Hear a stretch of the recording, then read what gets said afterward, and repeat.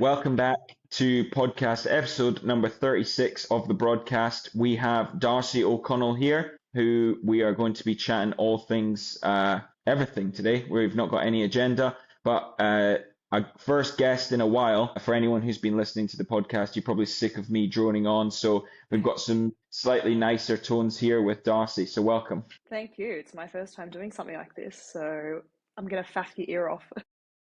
First podcast ever.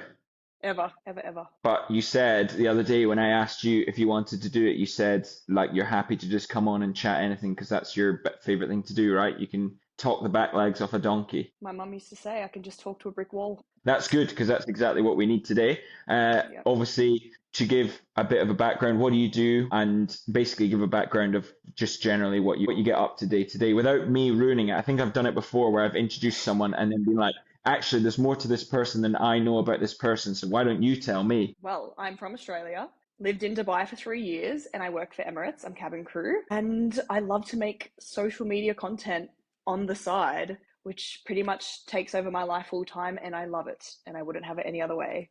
And I like to run sometimes. Yeah, I think that's how we met at Jameer John's, right? Where you basically came down there, use it as part of like your social stuff when you're not flying around the world doing different cabin crew things, which is obviously super exciting. And how is life as a cabin crew slash like influencer? I know like it's really interesting topic. I've like there's lots of people on social media who do that kind of thing, and people are interested in like what you get up to because you see the glam of like going to different places, doing that kind of thing, but it's like not all sunshine and rainbows, I imagine. I have to say it's probably the least glamorous job I've ever done, which is very shocking because social media makes it look amazing. But yes, no, I am super grateful for working as cabin crew. It's the best job ever.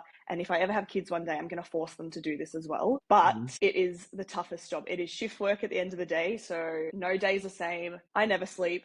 Always on the move. I never call my family, which I probably should. Sorry, mum, if you're watching. But it's the best. It's very rewarding. You get to travel, you get to see the world, but just beware, you're tired 24/7. So how does that play into like obviously you said you do lots of running. I know that you do like strength training, Pilates. You're training for High Rocks at the minute, which is obviously super relevant to people who might be listening to this. They might be High Rocks heads. How does that affect like your training and stuff? Oh my goodness, it affects everything. Sometimes you don't even realize if you're lifting really heavy one week and then I do one bad night flight and then I cannot lift the same weights the next. It's a mental game. You think, what is wrong with me? But it's just your body going, hey, we're really tired. Can you not lift that?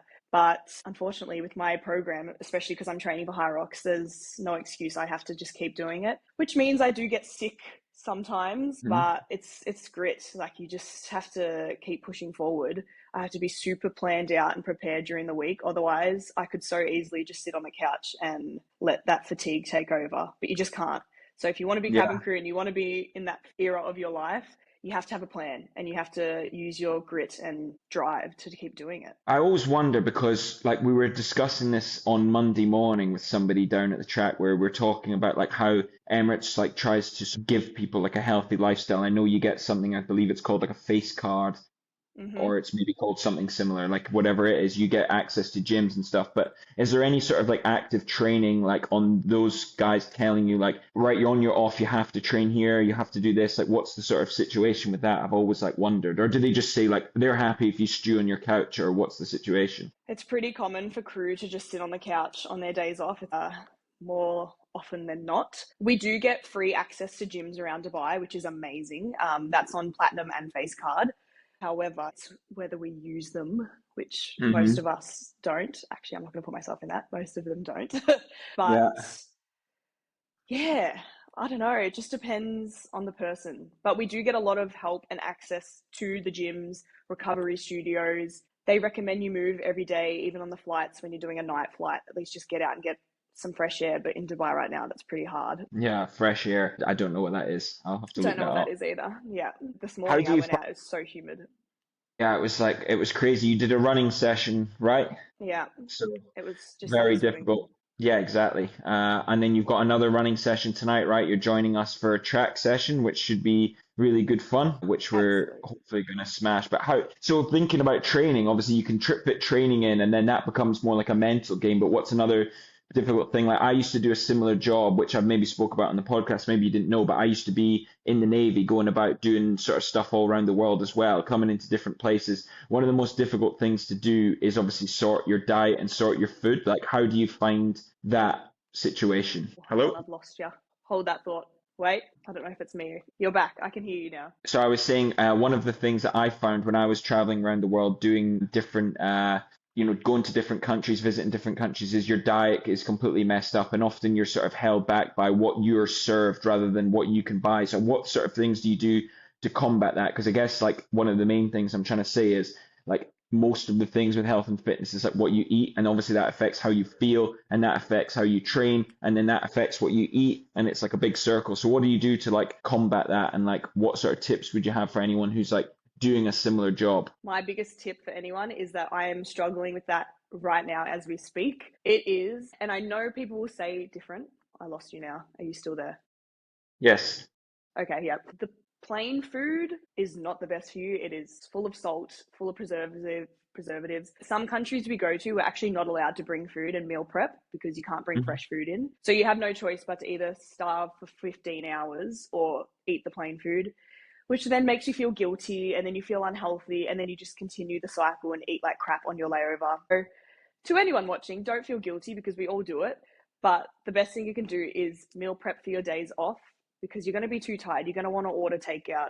I still do it now. I'm at that mid-year mark where I'm having to reassess my food goals and try and Mhm. eat much cleaner than I have been eating the last few months. But yeah, training's fine for me. Working those hours can be fine. It's nutrition and food where I fall off the wagon completely. It's impossible sometimes, but I Yeah, just feel I like can we have to imagine. normalize the fact that we can't always have access to the healthy foods because some countries literally don't let you bring any fresh fruit, veg, meat in, and you have no choice but to order room service. So if you're doing like a long flight, like for example, if you're going from here to like back home to Australia or something, can you take your own food on the plane, or like what's the deal with that? Like you could take like Yep, 3 meals and just eat that, and that would be absolutely fine. yep. So normally that's what I'll do. I'll pack breakfast and lunch because the flight from here to Melbourne would be like a breakfast lunch timing, but I cannot bring anything into Melbourne. So it's all relies on your willpower into what you're eating Mhm. once you're in Melbourne. So yeah, you Yeah, definitely can plan for that.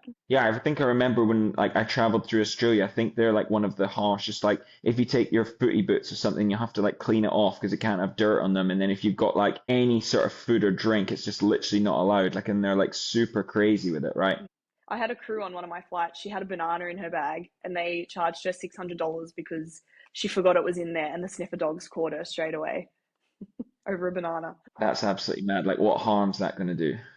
It's like, Surely nothing. fine, I'll just go eat McDonald's then if I can't bring Yeah, my exactly. banana in. Yeah, exactly. Sorry about my banana. I'll just go and have fast food from your airport. I think that's one of the hardest things, and like with traveling, and like I deal with a lot of people that I coach, and they like travel a lot, and like say especially in the Middle East, people are flying in and out of Saudi, in and out of Doha, or in and out of wherever, and like I think people really put like barriers on themselves of like what they do, like, and they say like I can't eat this because I can't take food. I'm like, well, that's not true. And also, like most of the places you have, like there probably are better options. Like there's not going to be the perfect option, right? There's not going to be like the one that's absolutely fits your macros. But like if you go and have something like a chicken salad or a chicken and rice or something instead of like you say McDonald's or something, that's probably going to be better. But I was just always interested to hear like what like the professional travelers are doing like for t their tips, like yourself, like to try and combat it the best. It's just must be so tough. But even if like I do bring, say, protein yogurt or overnight oats, sometimes we can't even store it in the fridges on the plane because they're just too full. So you have Hmm. to think about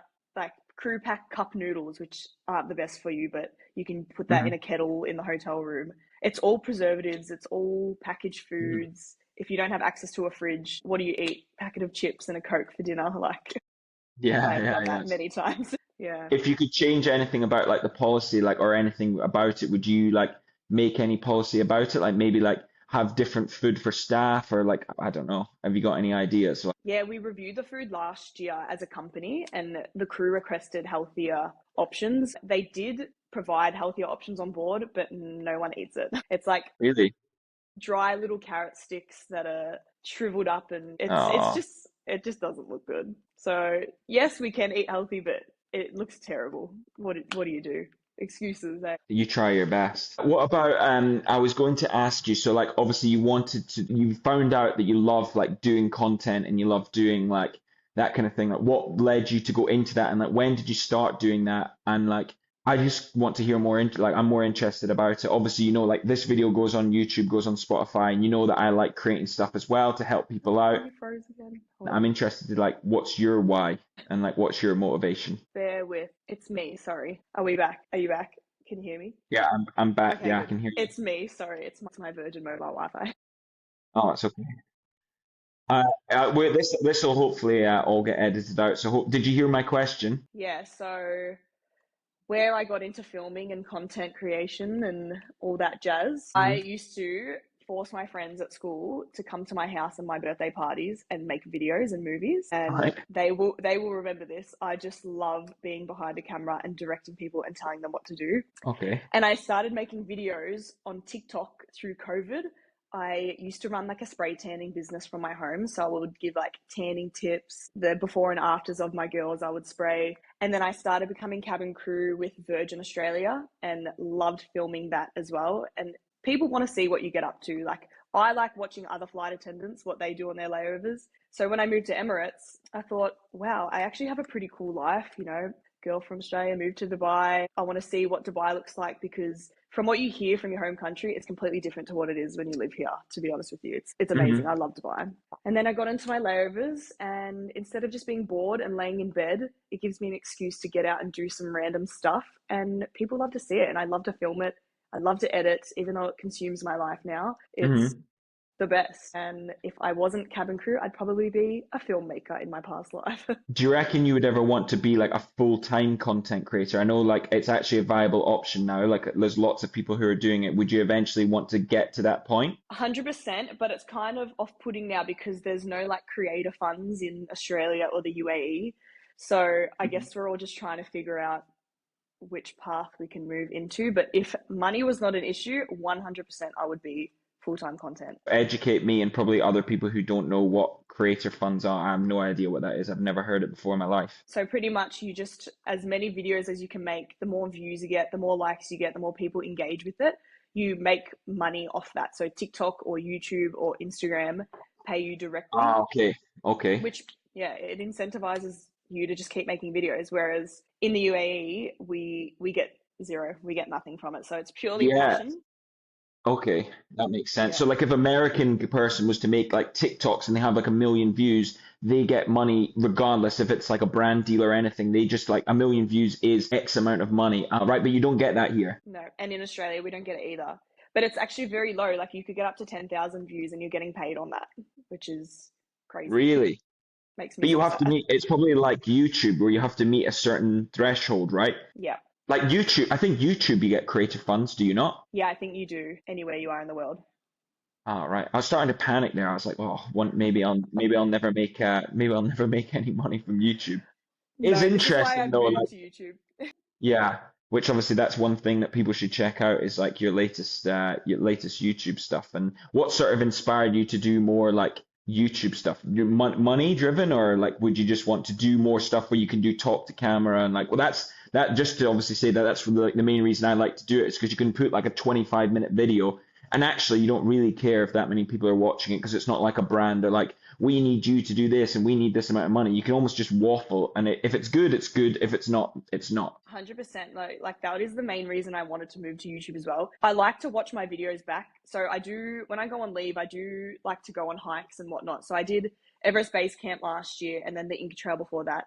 And I wish I just filmed it in like the YouTube format so I could just watch it for 30 minutes straight and relive that experience. But Hmm. unfortunately, it's in little TikTok snippets now. But that's why I wanted to move to YouTube. So I can keep videos like it's a memory box that's long Hmm. form where I can just waffle on and I don't have to be concerned about brands and getting the retention of viewers because it's just going to be there. If you want to watch it, you can watch it. If not, I'm going to watch it once a year probably. And it's a bonus that you can make money off that as well. Yeah, it's probably good as well for like people like your parents and stuff if they're back in Australia or whatever, and like or whoever's like back there, they can sit and watch it and go like, oh, that's what she's been up to. Like you could give them personal messages in it, whatever, and people are probably going to appreciate that, and it like gives a bit more connection. Like you say, you sometimes forget to like call your mom and you want to remember to do that. But like if you just make these videos, then she can watch them in real time, see what you're up to, and like follow along on the journey a bit. 100%. She, like, I do call my mum, by the way, guys, but she gets most of my updates the same time as Instagram and TikTok because she's just on it, always watching. And I love that. Honestly, I do. That's nice though. Do you wish that like obviously you started it in COVID, but like I maybe this is why I'm saying because I wish that I did it. Like we used to make YouTube videos in like I think 2009 we started doing. We used to film our rugby tours, film different things we were doing, upload it, and you just think we actually stopped because we were like this is stupid, it's not going anywhere. But you think like oh my gosh, imagine I carried on back then. 100%. And people will probably think that in the future as well. Like, I wish I started then. I wish I started then. Hmm. Just start now. Like, just post the video. It's probably, you're going to feel embarrassed. I still feel embarrassed every single time I post. But I look back in the last 3 years of me making content and I'm so proud of the stuff that I've put out and I love rewatching it. So think about when you would have What's like, your favorite one that you've put out? I love my base camp series. It was Hmm. like the biggest near death experience of my life, and I get re traumatized every time I rewatch it. But it's the memory behind it all and the laughs we had, the connections. I went by like I didn't know anyone there as well. It's just the Hmm. best. If that could be a YouTube video, I would have loved that. Biggest regret, I swear. Sounds like you're gonna have to go back and do it again. Well, I am because we didn't actually make it to base camp. Oh, really? Yeah, we So had to what go happened? around. There was Tell a me. avalanche, a massive avalanche that we got stuck in the middle between, Hmm. and it wasn't supposed to snow at the time we went, and it was like insane shoulder depth snow. And it got to the point we were 30 minutes out from base camp, and our tour guide was like, "It's way too dangerous. There is Really? avalanches falling everywhere." And we're in like, this is the mountains, and we're walking between the middle of it, and the avalanches are just coming down this way. You couldn't see more than a few meters in front of you. It was scary, but it was the best experience ever. So I will be going back. Hopefully in like better climbing season. I guess that's the thing about Everest and stuff. There's like a 3 week window that everyone tries to climb, and like that's the perfect weather. And out with that, it's just like actually people don't realize it's actually so dangerous. Like Mm. even just doing those climbs, like it's crazy. I've watched so many YouTube things and films and stuff about the Sherpas, and like these guys must be the most impressive people ever. They're like ridiculous. Oh my God, I'm doing the hike struggling in my $200 hiking boots, and they're Yeah, in some Adidas slides with like yeah. 50 kilos on their back, just going for days. It really humbles you. I'm telling you, the mountains humble you, and the Sherpas Hmm. and the porters, they humble you. Did you We carry have your own no bag? worries. Yeah. I carried 14 kilos on my back, and our Hmm. porters carried, I think our limit was 11 kilos, but they had 4 bags on their back. Yeah, yeah, I've seen that. They carry it with like a band around their head, and like Yeah. it's absolutely insane. I think I've like it's on one of my bucket list items to do, but I've just not managed to get around to do it. But Sophie will come around to the idea of me going out to do it soon. But when I go to do it, I've said one thing I want to do is I want to make sure that I carry all my own stuff. I know that they like make money from it. Like I'm happy to bring the guides along and like you pay them or whatever. But I was like, next, like well, when I do it, I'm definitely going to make sure that like I carry my own stuff. I might not. I might just get lazy when I get there and be like, ah, I'm not doing this. But it's Trust me, obviously you'll I see the understand it's so incline. hard. You'll Yeah. go, nah, nah, I'm not doing it. We saw a Do you- guy with bags on his back and an infant, a baby on his chest. I thought I have no issues in my life, to be honest, after I saw that. there's a guy that's climbed. So like most people, if you climb Everest, it's obviously absolutely crazy. And there's a guy who's climbed it like I guess he's the record holder. He's some like 40-year-old guy. I don't want to say the number because it might be wrong, but I'm sure it's like in the 20s. Like he's climbed it like more than 20 times. And like he's climbed that's like to the top. He's climbed it to like base camp. Like he's Mm. climbed it like 7, 8 times a season since he was like 14 or something. And it's like absolutely crazy. I mean, these guys are just like complete machines. Like quite a lot of the guys come across from Nepal, like and go into the British Army, like the Gurkhas. And these Yeah. guys are just like absolute crazy, and they're like some of the best soldiers ever. They're just basically born and bred to be like machines. They're born at altitude. They literally cannot get tired, and they just most of them are smoking and drinking and stuff too. It's just absolutely nuts. We passed, so there's a place about halfway to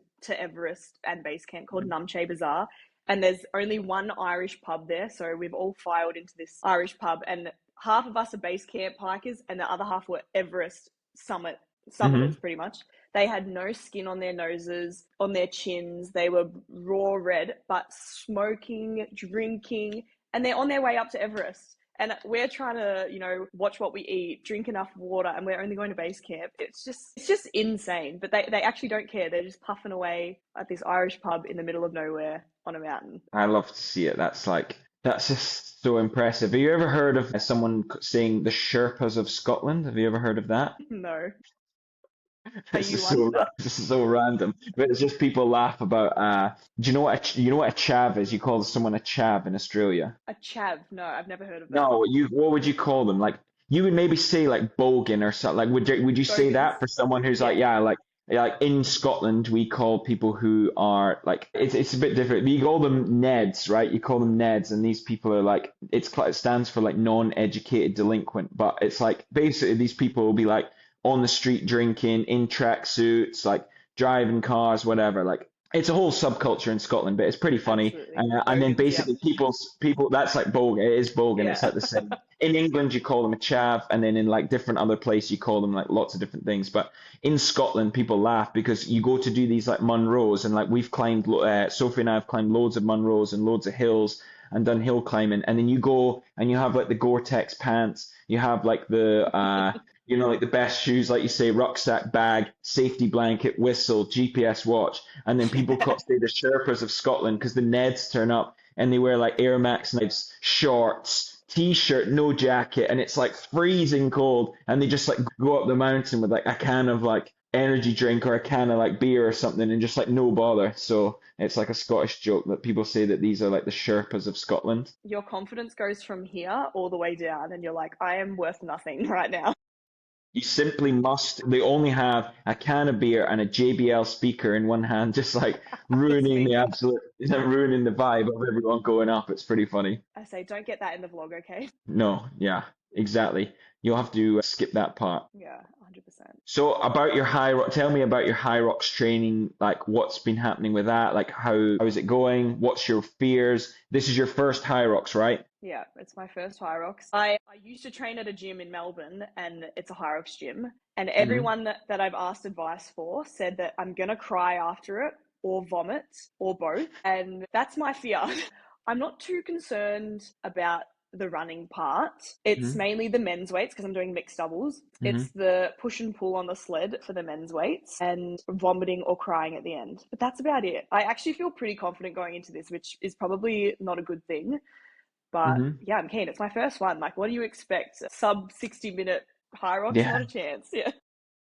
Have you done the men's weight? First of all, do you know the men's weights? Second of all, have you done them? Not to put you on the spot. I think is it 150 kilos? Yeah, Yeah. for the push. Yeah. Yeah, I've done it. Smashed it, not gonna lie. But Really? my high rocks partner's super nervous because he thinks I'm stronger than him. Right. Where he's done the weights though. He knows what he's in for. Yeah. I just think, Who's who's the yeah, stronger runner out of you both? I don't know actually. I think he's definitely the stronger runner.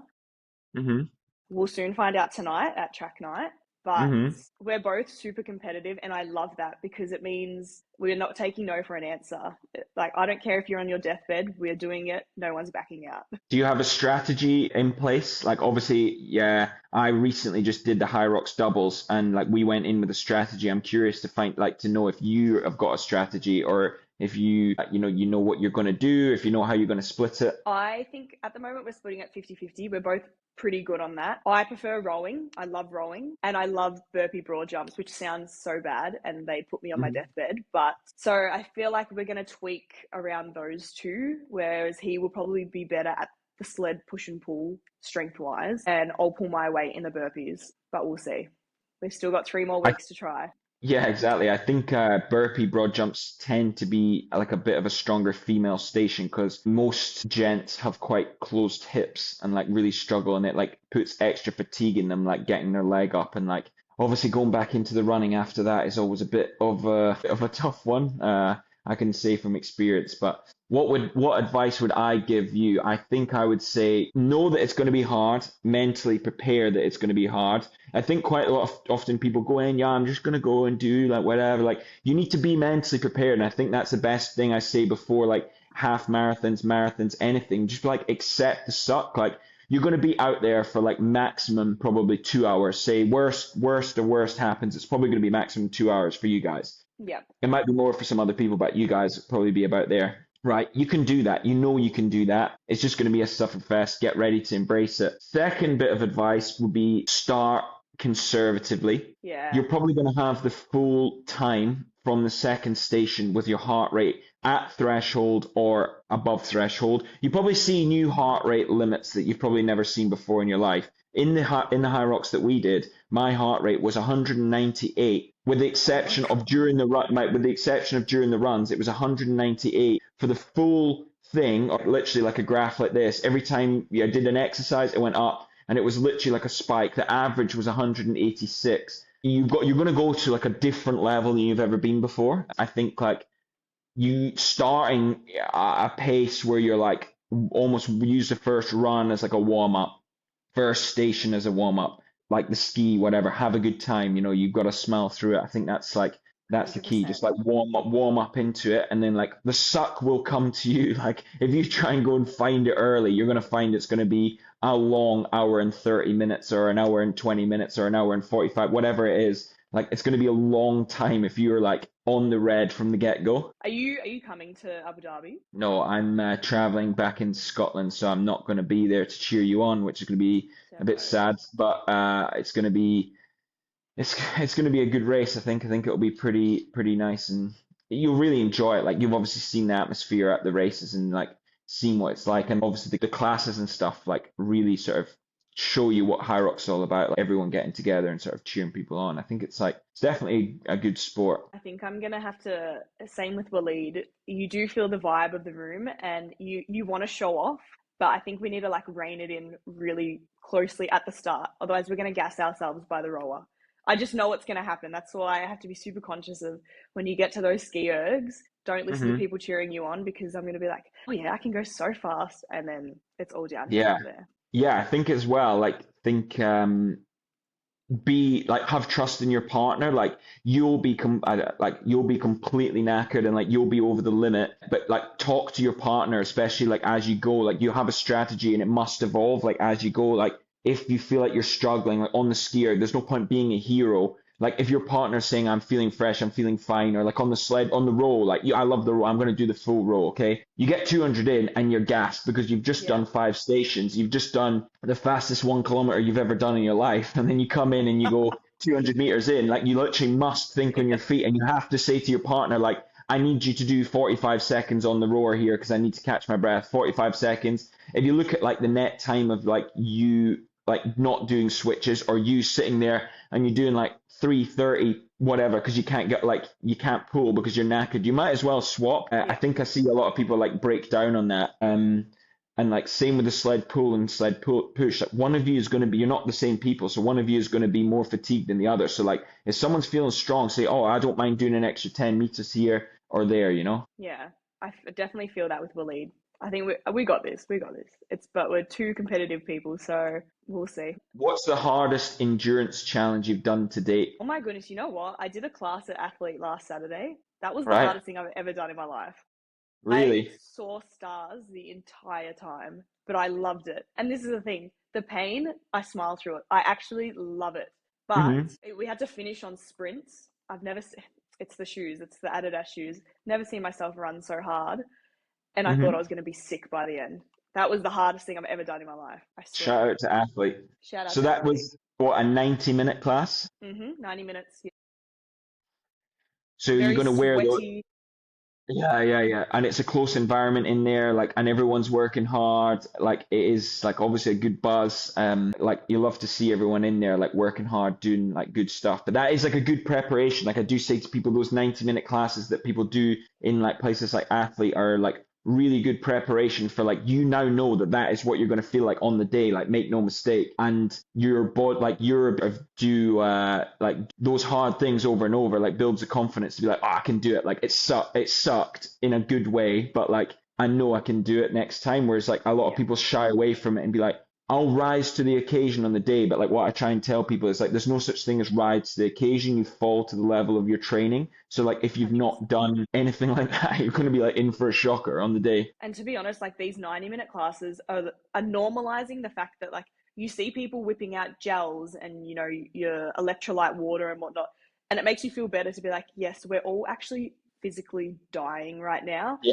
That it is okay to top up your energy or go get some water instead of it just being like a 60-minute class where you're like, I can slog it out until the end. It's like, no, we're going to energize all the way through. And I've never Mhm. done a workout class where I've seen people taking gels. So it's a whole new ball game, I swear. Yeah, I think that's the whole mentality of like good places like this of like iron sharpens iron and like someone like more experienced people like you will admit that you probably wouldn't have been like in the top like part of that class, but then seeing those people like that inspires you to like go to the next level, and that inspires you to like, oh, what's that person doing in terms of like nutrition? If you see Michael there, or if you see like Bree there or someone, you're going to ask them questions about, oh, what did you do there? I've seen you move that sled pretty well. Like, what's the strategy with that? And then you can sort of learn from those people and like get better, right? 100%. I already feel like a fitter person just from the people I surround myself with, even you guys at the run club. The amount of times I've wanted to give up, but no, like I've got Ed screaming down my ear to keep running. It's all community at the end of the day. They push you so hard. It's the best. Yeah, exactly. And if you're having fun while you're doing it and like that you've got that community aspect, then you're like more likely to do it. I think like good to like bring that around people. Like that's literally what like I'm trying to do and like what the rest of the guys, Jameer Johns are trying to do and like these other guys in these gyms are trying to do is like we're not professional athletes. Like we're just trying to be the best athletes that we can be. Like so like if you're turning up to the sessions and you're getting better, feeling fitter, healthier, happier, then, it's like better overall for everyone, right? Like, we're 100%. not at the tip of the iceberg. We're like going for the Olympics and it's like, right, no matter what, you have to like turn, like, do this, and it's like becomes miserable and mundane. Whereas like, I think people are being more educated on that. Do you reckon so? Like, 100%. Yeah.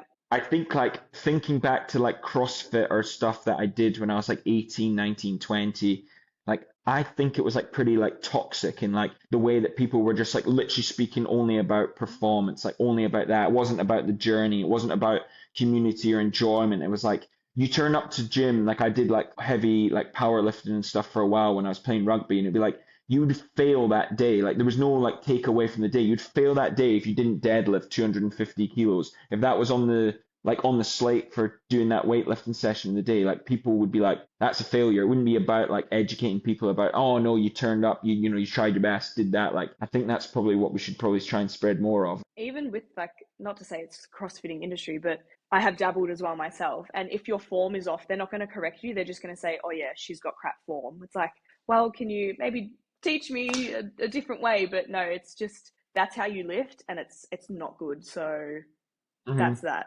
There's no education as well. Yeah, I guess that there's obviously going to be good trainers in there too, like good trainers and 100%. Yeah. bad.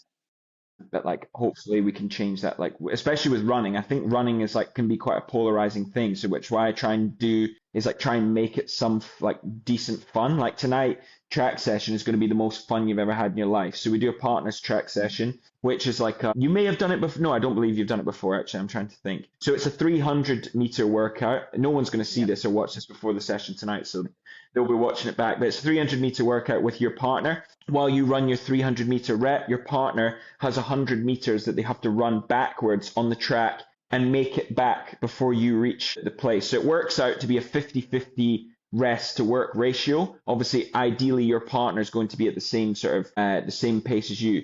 The whole reason I do this kind of session is it's number one, it's fun. Number two, it helps you push yourself. So if you've got somebody like Waleed, who's your partner for High Rocks, you're able to push each other and obviously do harder work. Number three, you totally get distracted away from like what you're actually doing in the session. So you're having so much fun that your partner's going to do this. You're running back, you're catching them. People are high fiving.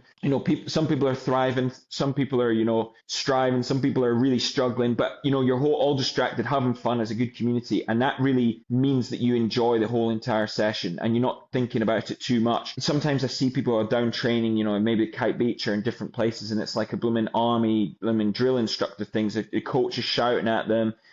Is anybody getting any fun from that? And it doesn't make you want to come back. Like you just think, I feel crap after that. Even if Yeah, you do a 100%. bad run, at least you have a laugh with your friends at the end of the day and you think, oh, I'll just do better on the Yeah. next one. Yeah, you have a laugh and say it was funny when that happened at that part of the session. I was really struggling when we got to 10 reps, but I was so glad that you did this, and it made me feel better because I was struggling. And then everyone has a great laugh. And I think like if you enjoy the process of what you're doing, you're more likely to turn back up. Hmm. It's like with running, turning up time and time again is going to make you better, right? Not being an absolute psychopath and like sticking regiment to one solid session and then actually I hated that at the end of it, so I'm not turning up next week. Well, you're not going to be any better because it takes absolute months and years to get better. Not it doesn't take like one 45-minute session of being like a psychopath. 100%. Yeah. No one So likes a psychopath.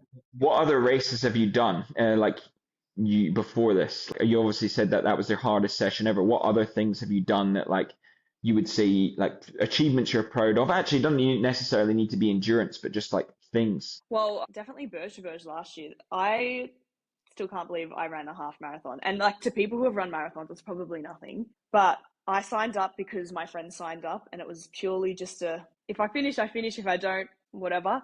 And up until that point, I'd only ever run 16 kilometers.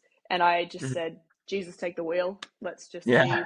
if I can run. And I did. And I did it with a time that I was so proud of. Finished with a friend as well that I had started with, Nor. And honestly, I look at I have my one medal. That's my one big achievement as a runner is my Burj to Burj medal. And I am so proud of myself for even finishing that in the start. And I was so slow. Like compared to all you guys at the run club, I reckon I was the slowest. But I don't even care because I got Yeah, the yeah, medal. you should. So 100%. You got the same medal as I did. yeah. There's only three people in the whole race who got different medals to you, me, and everyone else who finished in between. So like, I think that's a good thing to be like super proud of your achievement of what you achieved and like you smashed it. So fair And you play. do like yeah, go. No, no, you go. I was gonna say, like, I compare it to everything now. I think, well, if I can run a half marathon, I can do anything. It's really not that Yeah, big of a deal. Yeah. yeah, you probably think about how much you were suffering at like K and thinking like potentially I'm not sure I can even finish. Like never mind like your time maybe go out the window or whatever, but like you finished with your friend Noor and you're both happy and like proud of yourselves and you can go away smiling. And then I think that like is really good and then that like obviously inspires other people who potentially I think that's one of the positive things I actually want to say about like doing stuff like content and documenting your journey, right? Is like you literally could go away and make like a silly YouTube video and it could inspire like six people to go and sign up to half marathon. Someone who possibly maybe would never attempt that kind of thing Darcie went and did it and she said she'd never run more than 16K. Like, why the fuck can't I do it? You know what I mean? Like, let's just go 100%. and do Yeah. it. I'm already forcing everyone I know this year to do Burj to Burj next year because I just say if I can do it, literally anyone else can do it as well. And as a running coach, And it's uh, a and and something else about Burge to Burge, someone being an ambassador maybe. I may or may not be an ambassador for 2026. And I think Wow. they've chosen the right person because I don't take no for an answer. Is that the saying? If you come Yes. across me, you're doing Burge to Burge 2026. I'm sorry. Like, gun to your head, you're doing it. In a conversation, do not get in a conversation with Darcie after Run Club because you will be signed up to 2026 Burge to Burge. So Warwick, if you're watching this, and you've got a great ambassador here in Darcie who's definitely going to force about 50 different people to sign up. I've already forced two people at the cafe I went to this morning. Like, they're not even runners, but I said, think about how you feel after you finish. I said, it's such I- an achievement. And they've taken Is my it? Instagram and they're going to do it. There you go. Two new followers and two people added on to Burge to Burge. What's your time goal for this year? Do you have a time goal? I do have a time goal, but I feel like you're going to help me to get there. I don't know. I don't know. I get embarrassed Absolutely. saying it No, because, don't say it if you feel pressured. okay, I'm not going to say it because it could get better by next year. Yeah, you never know. Obviously, like you say, the consistency of turning up to the sessions, doing things like high rocks, all this strength training, like it will pay off. And doing stuff like running outside, like what's the temperature now? It's like 42 degrees. You're going to be running a track session. All these things like pay dividends in the long run. Like you're going to be coming back a different Darcie to the person who stepped foot on the line like last year. And like I absolutely love that. And it's not necessarily all about speed, but like about like different things like confidence and experience and that kind of thing. I love to hear it to be honest. And like I love stuff like that. Like I love getting people to sign up to these things because like I was once that person as well. who was like, I've never done a half marathon, I'm never going to do one. Mm, And then literally inspired by my friend Rachel, who used to be my flatmate, and she was like, I'm going to do it. Like, why the fuck can I not do it? Like, what's the reason that I shouldn't be able to do this? And then I was like, oh, I'll do it, and then sign up to it on like 10 weeks training, and like, like completely underprepared. Actually, it was probably more like I think it was 6 weeks, and signed up to it on 6 weeks training, and then like completely struggled and like went and did it, and like, all that sort of stuff. So it's like good to inspire these other people to go out and do it. And like these challenges are not impossible, but then they sort of open your mind to go and to do like other things. Like you're going to do a high rocks now. Like, would you potentially have done that if you hadn't done that first half marathon? honestly, no, I wouldn't. I hate this quote, but I love this quote, is fake it till you make it, because I still Hmm. don't feel like a runner, which sounds so Hmm. silly because I'm literally an ambassador for Burge to Burge now, but just fake it. Like, just every day you show up for a run, just say, I am a runner. I'm a very Yeah, fast runner. exactly. Even if you're Yeah. not, and then you finish the run, and people walking along next to you probably think, wow, she's a runner, Yeah. Fake The it. body achieves what the mind believes. I believe that 100%. 100%.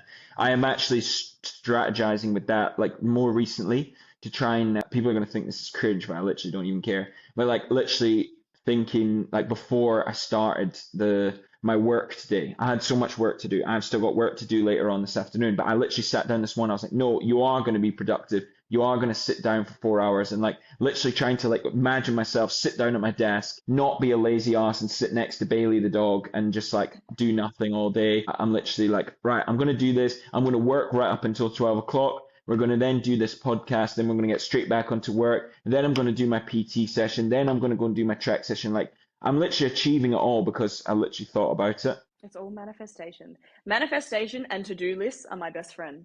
I'm not very woo-woo, but it Mhm. is. You speak it into reality and make a list and make a plan. You're going to have a I successful life. I think that's my next thing. I'm gonna get like a board, not a board, like a maybe a whiteboard or something from a wall, so I can like write stuff down and like tick it off. Because there is satisfaction in ticking off a to-do list. I'm never in the habit of like writing stuff down, but I really should be because then if you write it down, it's even like one step further than saying it. You can utilize apps on your phone as well. That it has that like satisfaction of ticking stuff off. It's all a sensory thing. Yeah, As grown adults, we need some sensory action going on. I think so. I'm reading a super interesting book that my friend Lewis gave me about the atomic habits and Love about atomic like habits. doing that. Yeah, and like it's so funny. I was laughing to him this morning. He gave me the book like 2 months ago, and I just like I've read other books since, but I've just been like putting it off. And I was like, the irony is, all I needed to do was read that book in order to like get the motivation to read that book. And I was like, Well, I couldn't do one without the other, but I was like laughing. habit stacking. That's your next Yeah, exactly. And favorite phrase. yeah, I'm trying to do. I try to get to people to do this, and they like think I'm mental when I try and coach people about with running. Whereas I try and say like you have to physically say when you're running, like I'm strong, like I'm running, like I'm up the pace I wanted, like I feel good. Like if you don't physically say that out loud and you just have that thought in your head, like it's just another thought. Because when the next thought creeps up in your head, it might be like at 17K, I feel like shit now. Like, and then you're like, oh, and then you start and then you start like, those things start to build up. Like, you need to like constantly remind yourself, like, I'm doing well. Like, I'm still doing this. I'm smashing this half marathon. Like, I'd never look how proud of me 2 years ago me would be like out here doing this. Like, I think you need to vocalize that stuff more, right? Obviously, people are going to think you're mental, but you're probably never going to see the person you're running next to again on that race again in Yeah, your whole life. 100%. Even like books, I don't know if you've read David Goggins' books. Yeah, I have. Yeah. I love his quote, like you only use 40% of your energy. Like when you feel like you're bottom, like you're done, it's just Hmm. 40%. And it sounds so cliche, but even when you are in those dark trenches of your mind where you're just like, I can't finish this run anymore. I have 2 kilometers left and I don't want to finish it anymore. I always just tell myself, I said, Darce, stop making excuses. You're only doing 40% of your energy. And you finish and you're thinking, oh, I thought I had no energy left. It's like your body lies to you. Your body lies to you. Yeah, I think the human body and the brain like loves homeostasis, like it loves to do nothing. Like we're literally like the only reason we're good at running and good at doing that stuff is because like, we literally needed to get food at some point. Like if it was able to, it would literally lie in a tree and sit and do nothing. Like Hmm. your body's just lying to you to tell you to do nothing. But like once you start moving and feeling good, it feels good. You get the reward, you get the satisfaction, tick things off. Tick things off in your training diary, do what you want, and it's good, and it starts to feel good and compound. And it's like the habit stacking, right? Like everything compounds, and you just get better and better and better. Yeah. And then you get that confidence every runner gets, and you think you're better than everyone else. Yeah, and then that's when you have to tell everyone you're better than yourself. You have to go on social Exactly. media and say, "This is why I'm better than you." And that's why I content create. Yeah, exactly. What's your, I was going to ask you this before, but I'm going to ask you now, what's your dream content client? Like, Matt, put it out into the universe. Like, I want to make content for, and the reason you want to do it. You can't ask me that because I have so many avenues that I love. Like, it's not even, activewear or running stuff. Well, it doesn't have to be a brand, actually. Say a brand, if you don't want to say a brand, it could be like a specific niche or a specific thing, and then obviously like, then you can figure out when the big brands come calling. To be honest, like as much as I love my job, it's super tiring and I would love to travel on my own terms. So the biggest goal for me would be anything that can sponsor me to travel constantly and not have to work a red eye flight to do that. So Yeah. anything travel related, anything. If you're listening, I want to do what I'm doing, but not work. Almost be like a full-time travel influencer for Emirates and put like that would be an absolute fantastic one to go out and say like Emirates, this is all the places that you can travel. This is how it works. And you'd be the best person to do that, right? Because you'd be able to tell them from the journey of like this is what it's like on board, this is what you get, this is what you get in economy class. Obviously you're top level influencer now, so they're going to give you at least business class. Ideally first. At Come on, let's least. not mess around. So you can get that. You can show them all the different places we go, and this is what we get up to. You can even follow and document cabin crew lifestyle of other cabin crew people, film them, see what they get up to, but then you don't have the pressures and stresses of like, right, well, I've got to serve Mrs. Davidson in row 3E because this lady needs her champagne and she's pretty angry. It's not even like the food part. I do love my job, I have to preface this, but it's like someone's just bogged the toilet. Can you guys go clean that at like 4 o'clock in the morning? And you just think, Yeah. this is so glamorous. Yeah, that's never a good one. No one likes cleaning toilets. No, but we do it anyway. And also, people forget, like, I think this is often looked down upon on like cruise stuff where people are like, oh, you're just there to serve me drinks and food. Like, you've actually got an active role of like being like safety, making sure people are okay. There might be medical emergencies on board. There might be like plane emergencies where they've literally seen like some, like, heaven forbid it doesn't happen to anyone, but like, if you need to be like active, you might need to, help the other members of the crew with different things. Like there's literally a million different things that you're probably doing that people are just like, oh, she's just serving me beer. We actually have flights like that where crew are actively giving CPR and resuscitations to passengers, and the passengers are complaining because the crew that's giving the resuscitations forgot his Pepsi.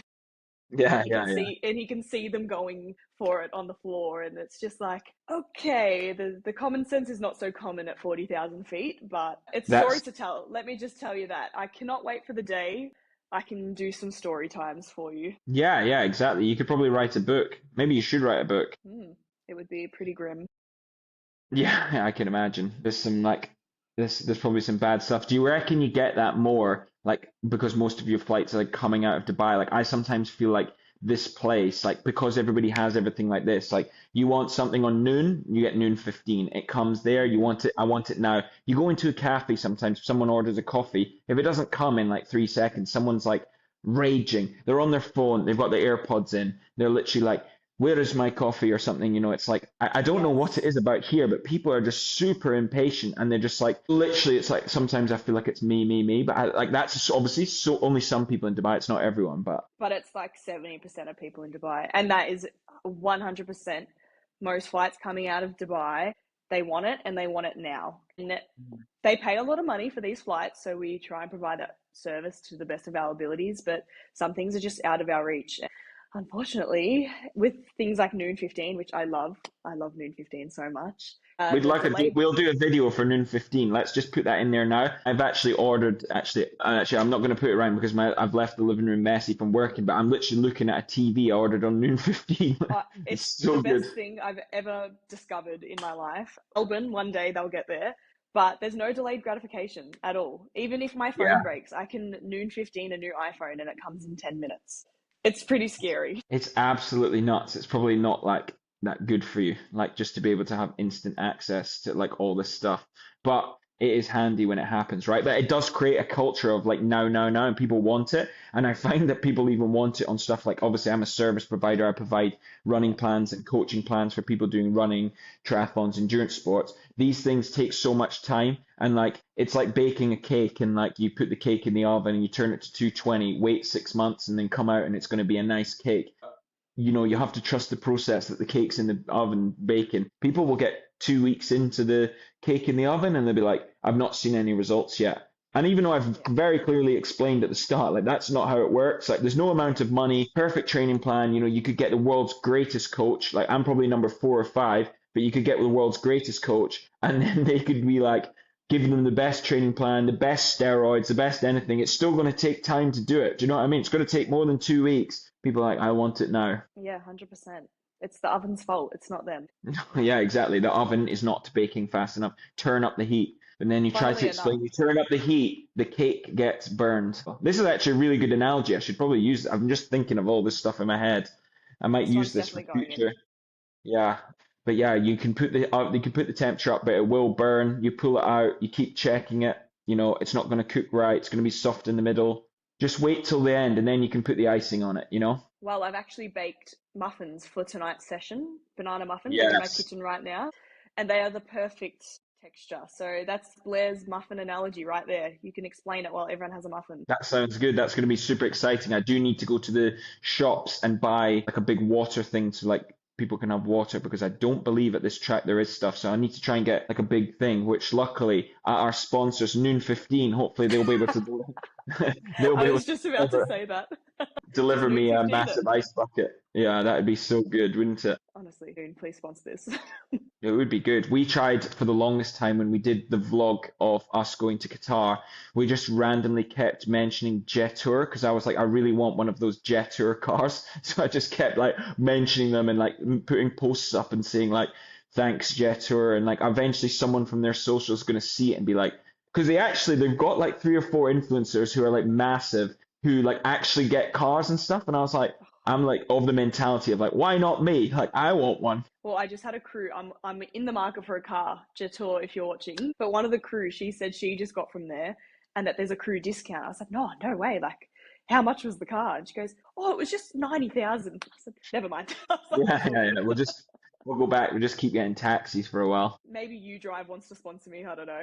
I do have a sponsored car that is available, so if you want, we've got a 25-year-old Volkswagen Beetle. The AC is temperamental, but one of the things you have to drive it around, and it has to have my company logo on the side. Do you agree? Do you Agree. accept? The AC is so bad though in the summer. You literally get, when we were driving it last year, I was driving it from one place to another to the garage or something, and it was so hot that I started to get like pins and needles all over my body. And it was like, have you ever you've been in a sauna before, right? And when you get to the sauna and it's so hot, but obviously you just get out and like open the door and that's it over. But I couldn't get out because we're on the motorway, and I was literally like, I don't know what I'm going to do. I don't know what I'm going to do. Because the reason we were driving to the garage is the AC stopped working. I'm not really selling the car to you now, but it was a funny story. And then I got out at the end and I was wearing like this white t-shirt, and I was like completely soaked. Like I've never been so bad in all my life, standing in the building AC, like trying to cool down. I think you might have to contact Dubizzle for that one. Sorry. No, I'm not selling it. I'm keeping it. It's like a piece of nostalgia for when I first came to Dubai, of like Okay. my favorite car, and it's like it's class. I love it. And it runs well. It's got loads of people have borrowed it. Loads of people have driven it about, and it's still going around. It's currently sitting Started at from the bottom. Bradley's. Yeah, literally. It's currently sitting at Bradley's house. I bought it off Dubizzle for 4,000 dirhams like 6 weeks after I moved to Dubai. And I used it for a full year or year and a half. No issues with the car, no problems. Like it was absolutely fine. A year and a half it drove around. And then Brad has been using it. My other friend used it driving back and forward to Fujairah every week. It's literally like done so many people so many favors. It's so good. All right, I'll take it off you. I need to Yeah, have a you'll run love along it as tomorrow well. morning. It's low. It's got like massive rims and a low rider. It's like you'd be like a proper bogan. There we go. I already am a bogan. I just fake it online. Yeah, Like I well, there said, you fake it go, till you make it. 100%. But yeah, we're looking forward to tonight, and I think that's more or less it for the podcast. Is there anything you want to say? Is there anything I What's want the to say? next plug? What's the next plug? What's the next big the big influencer thing that you're doing? What is it? Tell the people and tell the 100. people what the goal is. All right, my goal for the next year is another High Rocks already in my head. Dubai and Burj to Burj. I'm going hard on the Burj to Burj content. You will soon see, which I'm excited for. I love it. I genuinely am the biggest advocate for running that first half marathon for all the Mhm. newbies who have never done it, because I was literally like that last year. But I want to start using my layer of it. Yeah, go on. To Yeah. interject, you're also going to tell people that because I'm the official, no, I'm not allowed to say, sorry, because I'm doing it, I'm basically, there's going to be coaching plans the same as I offered last year. So people have the option to complete, compete, or elite for 3 different options for people who don't want to get a one-to-one coach, but they want to buy a training program. So this is so much better than Runner for reasons that I'll tell you now. And that's the reason because I'm a real person. I know what it's like to train in Dubai. This plan will 100% get success. Last year, we had nearly 45 people complete Burge to Burge on this plan, and it has involved group sessions with everyone, so you can come down and absolutely smash it. So, anyway, sorry to interject, but obviously, you're going Yep. to tell people that content. Absolutely. Absolutely. Put that in. So that will be for Burj to Burj next year. And yeah, I just want to utilize my layovers and try and do as many competitions, even half marathons. We've got Uganda coming up Hmm. in August, which I'm hoping I can get some days off for that. But yeah, just utilize my job. I have the best job ever. I can travel mostly wherever I want to go, mostly, and I want to run the crap out of that physically Yeah, and literally. exactly. Yeah. And So have you got a goal for your YouTube thing? How many videos are you gonna like? Do you say like I'm at the minute trying to say like I'm trying to do like at least a video a week and at you love least two pumping them out. podcasts and 2 podcasts a week? But I am of the opinion that you chuck shit at a wall long enough, then eventually something will stick. So what's your plan? So at the moment, my plan is going to be once every fortnight, because I do Hmm. post as much on TikTok and Instagram, and I do feel a little bit of burnout coming. So YouTube would be once a fortnight until I can eventually get that consistent to once a week. But yeah, just keep, like you said, can I swear? Throw shit at a Yeah. wall and hope it sticks and just have fun. I feel like there's sometimes I get super stressed about content and I lose my personality a little bit. And I just have to Hmm. realize at the end of the day, we're just having fun. It's not that deep. Life is not Yeah. Yeah. that deep. 100%. Yeah. Yeah. I'm just running, flying, eating, which I probably should hold back a little bit on, and just trying to enjoy the time I have in Dubai. Because let's be honest, like I'm probably not going to be here forever, which Hmm. means I want to get as much content out of Dubai as I can, so that my kids can see, my future kids can see how cool their mum was when she was in Yeah, her exactly. 20s. Yeah, Yeah. exactly. And that'll be on the internet forever. And they will be rich because you'll be making so much money in like what do they call it? In no, I can't even think of the word, but you know what I mean? In the past, like all those things, the royalties are just going to be like rolling in consistently. You're driving around Australia in a fresh G-Tour car. You've got Noon 15 coming to your door. You know, like everything's sort of set up for you. You've brought Noon 15 to Australia. You're the official Noon 15 ambassador, and you get 5% of every sale. Imagine. 20%. Imagine. I That's am the new Noon 15. you are Noon 15. I like it. Noon, don't sue me. I'm not going to copy your Well, brand. no, don't worry. Well, I appreciate you taking the time to come on here. And this is the first like lifestyle, like almost just like non-endurance related podcast I've done. So I appreciate you taking the time to actually come on and do it. And I know that everyone's going to listen and enjoy. So like if people have listened, if you're ever going to be like a crew or this will be the right kind of podcast for you to listen to, and then they can reach out to you on Instagram, TikTok, on your YouTube, or you know, see you face to face around Dubai. I'm sure you'll be happy to answer any of the questions you've got. And yeah, Awesome. thank you very much. I appreciate your time. No, I'm super flattered, honestly. I'm the biggest imposter syndrome person you'll ever meet. Like I said, Mhm. fake it till you make it, but this has been fun. Thanks for having me. Thank you. Cheers. Ciao.